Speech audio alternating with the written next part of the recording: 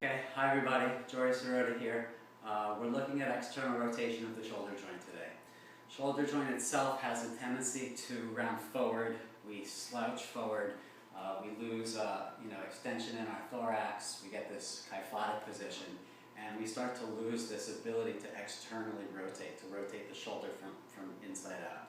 So we're going to look at ways to increase that external rotation today. Always remember, when you're looking at external rotation of the shoulder joint, you have to couple that with thoracic extension. If the thoracic spine is like this and you work on external rotation, it's not going to go anywhere. But the moment that you can get that chest to lift, those vertebrae to open and move, you can create a deep external rotation of your shoulder. So if you need help with thoracic extension, I have a couple of videos on there as well that you can look at. For today, for the shoulder joint, you need a block, something like a block, and then a pillar, a doorway, something like that. That block is going to go the longest way onto that pillar or doorway, and your wrist, hand comes right onto the block. Whichever arm is your arm on the block, you step the same leg forward. So if it's your left arm, it's your left leg that comes forward. Chest stays lifted, and then all you have to do is begin to bring the tip of your elbow towards the pillar, towards the wall.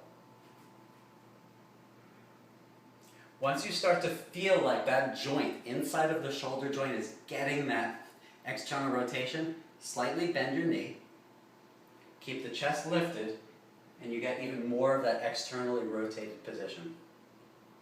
Stay here for a little bit, 30 seconds, a minute. You can do them in repetition to train the shoulder joint to go into this externally rotated position. The cool thing about this is that if you don't have a pillar, you can actually do it on the floor.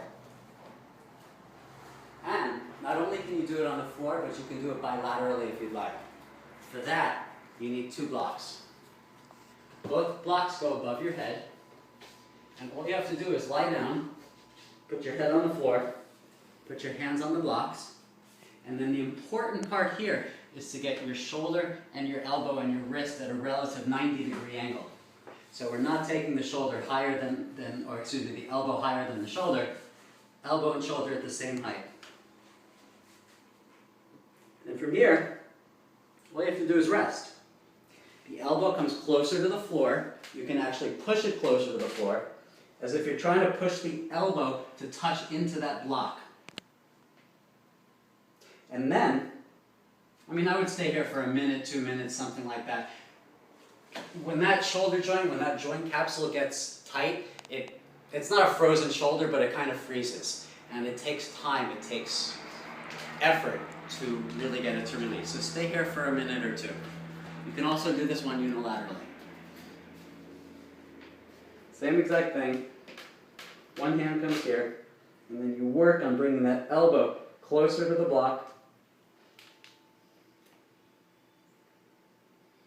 You can press into the block and then release, do a little muscle energy technique for it.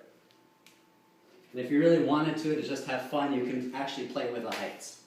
You can take it up, don't take it too high, take it down, and then work on bringing that elbow closer to the block. Okay, that's that's external rotation of the shoulder. Bye.